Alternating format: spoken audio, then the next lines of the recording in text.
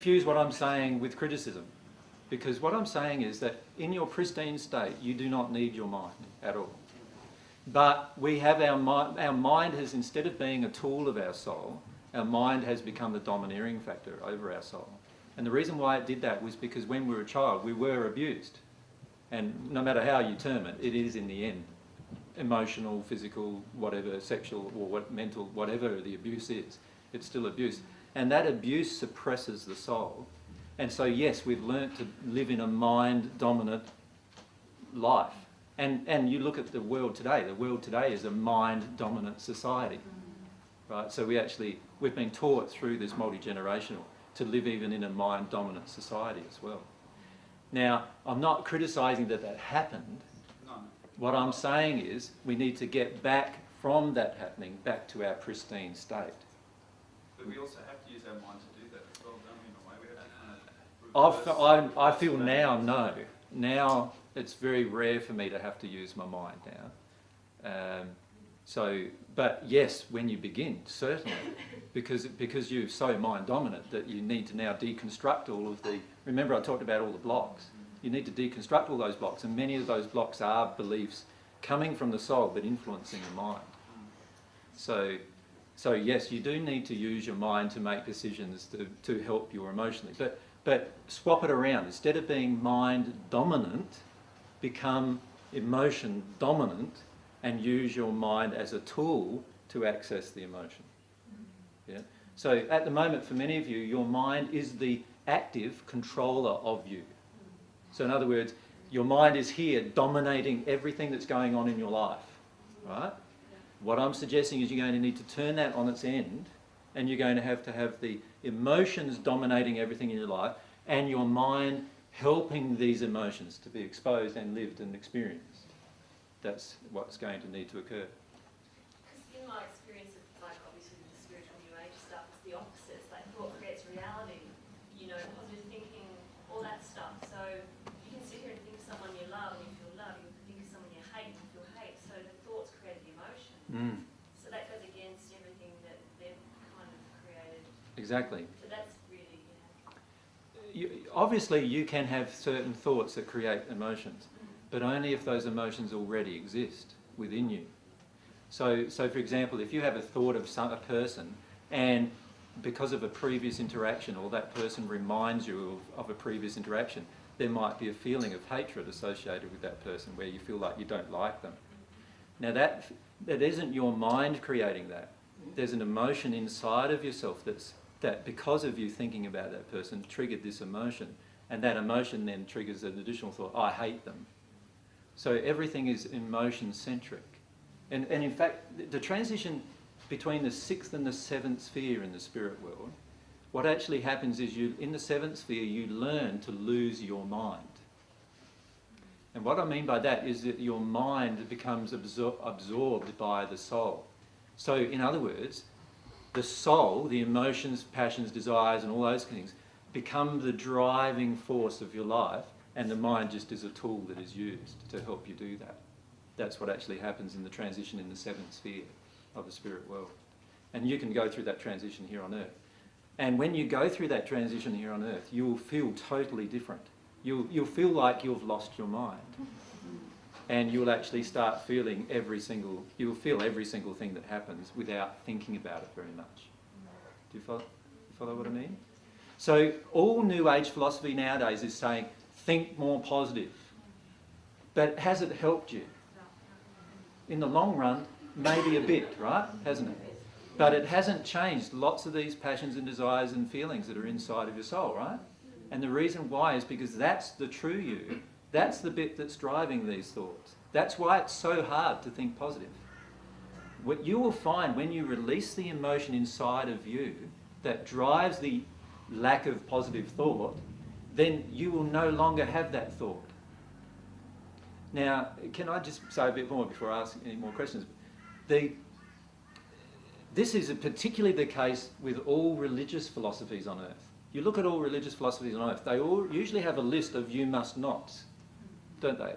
You must not commit adultery, you must not murder, you must not steal, you must not, right? all of these you must nots. Why do they create a list of you must nots? Because they are morally true. In other words, they're morally in agreement with God's laws. But why do I need that list? Because inside of myself, I have a feeling I want to commit adultery sometimes, or I have a feeling I want to murder sometimes, or I have a feeling I want to steal sometimes, right? And so what we do is we create a list of reminders of, no, I'm not allowed to do that. No, I'm not allowed to do that. Oh, okay. Why do I need those reminders? Because the feeling is inside of me. When your heart is transformed, the feeling is no longer inside of you. And so therefore you will never ever want to do those things again. Right? So for example, let's say I'm a man walking along the street and a good looking woman walks by and I'm going like, you know. And so what's happening is I'm projecting all of this sexual energy at this woman, right? Why am I doing that?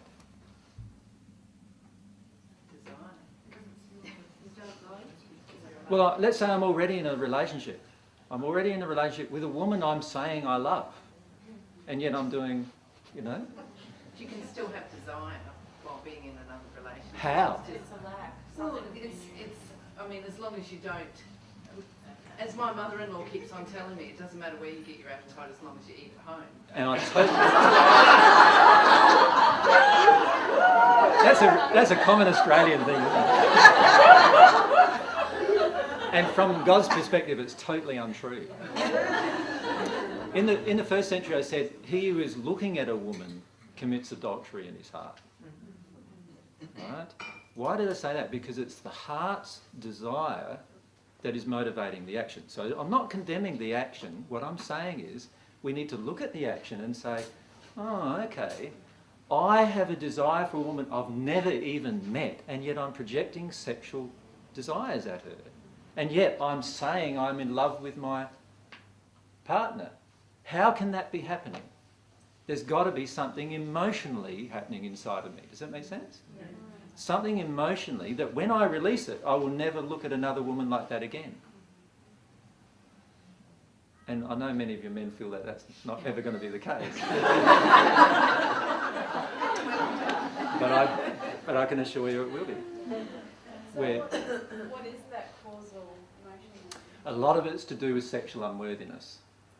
Yeah. So a lot of it's to do with the fact that I need to feel a desire, be desired by a beautiful woman before I'm actually valid as a man. So a lot of it's to do with that. Right. So where does that come from childhood? Because with childhood, it comes from the interrelationship generally between our parents. Usually many mothers have multi-generational abuse issues that have been handed down, child sexual abuse issues that have been handed down generation to generation.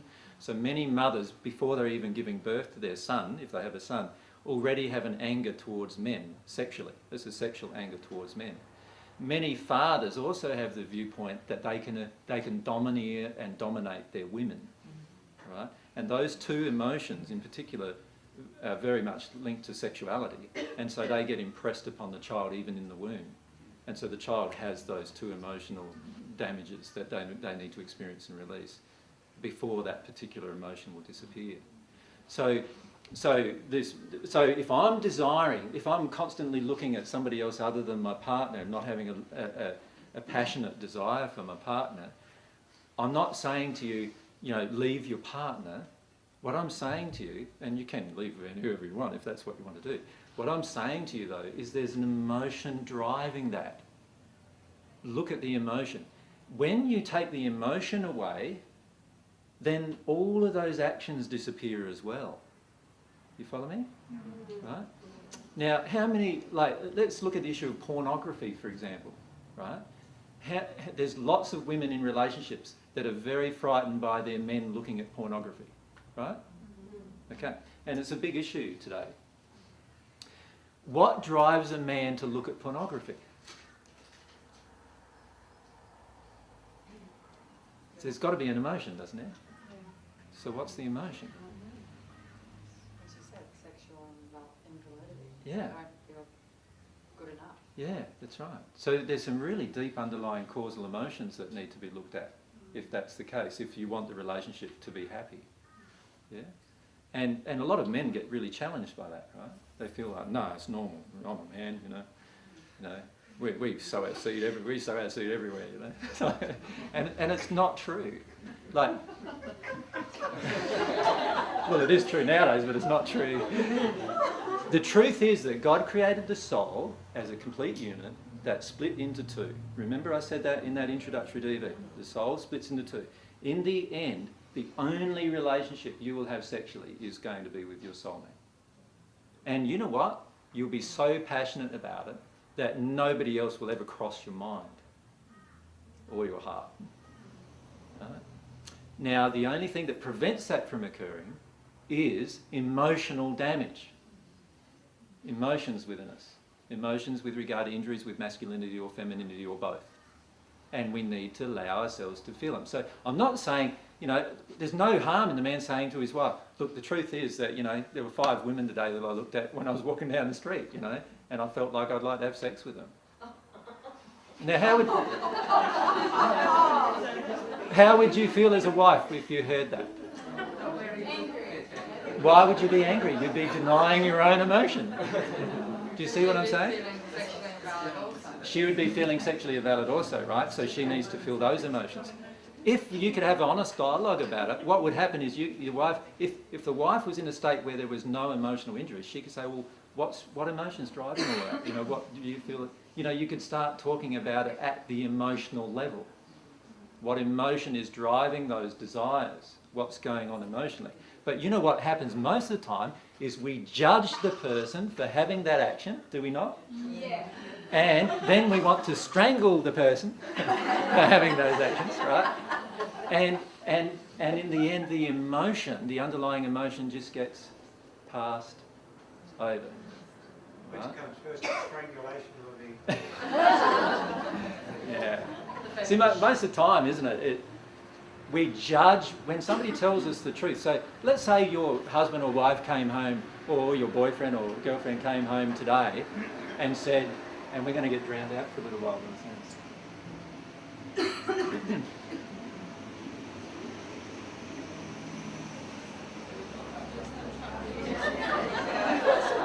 I'll let it go fast. I can't compete with a truck that big. Let's say they came home and told us that they stole something today. Now, inside of yourself in that moment, there would perhaps be some feelings of judgment, would there not? Like, how can my boyfriend, girlfriend, partner steal something? You know, what don't I know about them? What are they getting up to? You know, and there's lots of... So what's coming up inside of yourself is feelings of mistrust and all those feelings, right? So if you get angry now about what they've said, what are you actually doing now? You're now judging them and denying your own emotions, right? All judgment is a denial of your own emotion. Right? The reason why you judge somebody else is because you're denying something going on within yourself, right? And I've got a whole 4-hour discussion about judgment. So allow yourself to feel what that feels like. What do you feel like when, you know, you've just found out that the partner that you had, who you felt had integrity, is just telling you that he's lied and stolen? How does that feel inside of you? And remember, you attracted it. Right? Because he's in your life, you obviously attracted this event to expose an emotion inside of yourself. Right? It'd feel good that they were open and honest enough to share that with you. Yeah, or you could do the opposite like you did with the little child and belt them around a bit and say, naughty guy, you know. And which one is it going to be? Now, obviously, the one that responds in love is going to help the person access the emotion. The one that responds in judgment is going to actually deny, shove down, depress the emotion. And you know what we do most of the time? We respond in judgment, don't we? If we're honest. And so what we're doing is we're responding in a way that is denying, suppressing and shutting down the other person emotionally. Now that doesn't mean that you need to put up with him lying and stealing every day. If he's not willing to address the emotion, he is going to do it again. Do you understand that? It's the emotion that drives the action. So therefore, if the emotion is still within me, I am going to act again. So let's say I've cheated on my wife, right? And I come home, confess. I confess the whole thing to my wife. My wife gets angry, feels all of her emotions of what emotions? Mistrust, rejection, sexual rejection, shame, guilt, all sorts of things will come up for that woman. And she may have to go through even a month or a couple of months of really strong emotions, which all are already existing in her, right? Do you understand that? They are all already there, because if they weren't already there, she would have no reaction. She would have no emotional reaction if they weren't already there. So they're already there. So she reacts, and she will need to feel those all emotions. But if he does not feel the emotion of why he cheated, then she would be best to leave him until he feels those emotions. Because you know what's going to happen? He'll do it again. And this is something that you need to bear in mind with all religious forms and all your day-to-day actions and everything that's happening inside of you, is that if the emotion never leaves you, you will do that again. You will create that again. So you can take whatever pills you want, you can do whatever you want externally and physically, but unless you feel the emotion and release the emotion completely, whatever happened in that instant will happen again, right? To trigger those emotions that you haven't released. Yeah?